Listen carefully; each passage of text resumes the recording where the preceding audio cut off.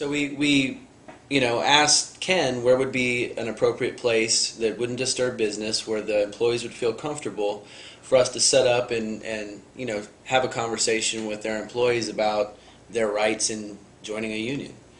And his response was is that, we have a no solicitation policy. I'm going to have to ask you to leave. We have a no solicitation policy, and we said, we're not here to solicit. And he said, we have a no solicitation policy, you can't be here. And we said, well, and we started to ask our series of other questions, and he said, just call corporate. And I said, well, how about if we call corporate together? And he said, I'm not interested in that. I'll decline that. And also said that they have strict no solicitation policy, and he also stated that we are a non-union company.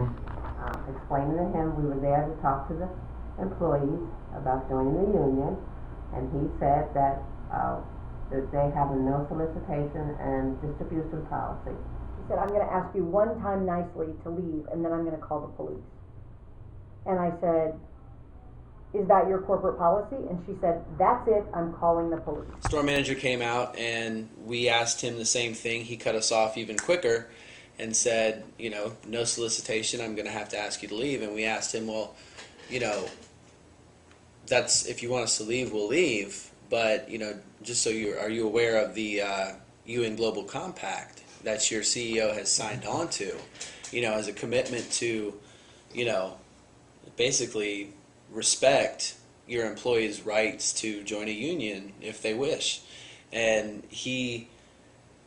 I think what was the most amazing was his confusion of what the UN Global Compact was. He had no clue what it was and admitted that. Do you know anything about the Global Compact? It's 10 principles, and especially those principles about workplace access and freedom of association. And he said, no, I don't know anything specifically about that.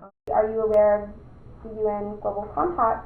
And she said, yes, I'm aware, I'm aware of the letter. And I said, well, did you know that in Provision 3 it actually says that they support workers' rights to freely associate? And she said, well, I'm aware of that, but we're not going to allow you to exercise that in our store. Once again stated, Giant of Carlisle is different from Ahold. We are a non-union store. Managers, they were saying that Giant and Carlisle and Martin's are together. We don't have to do nothing with the Ahold in Netherlands. That Giant of Carlisle is different than Ahold. That they don't have the same policies as Ahold. So we left this with him. Larry asked, would you be willing to post this on your community board? And he said, this is not an internal company document. This is not internal to Giant Martin's, so we can't do that. So I said, how can you call this an external document? This is from former CEO John Rishton. This is as internal as you can get. This is your parent company CEO. And he said, this is the former CEO. And I was like, well, actually, Dick Bower, the current CEO, confirmed that he supports the UN Global Compact. We said, well, why can Landover workers have access to a union representative, but Carlisle workers can't? They said it's a different group, different banner, different policy, that we do the Carlisle policy. When we said, well, what about what Ahold says with the UN Global Compact? He said, it's not us, we're Carlisle. That's a different, it was very separate. He was very distinct about Carlisle. Well, listened to the CEO of Ahold, and he said, we take our orders from Martin's Carlisle. When we went to visit these giants today, it was a totally different experience. There was actually one thing that really caught me off guard.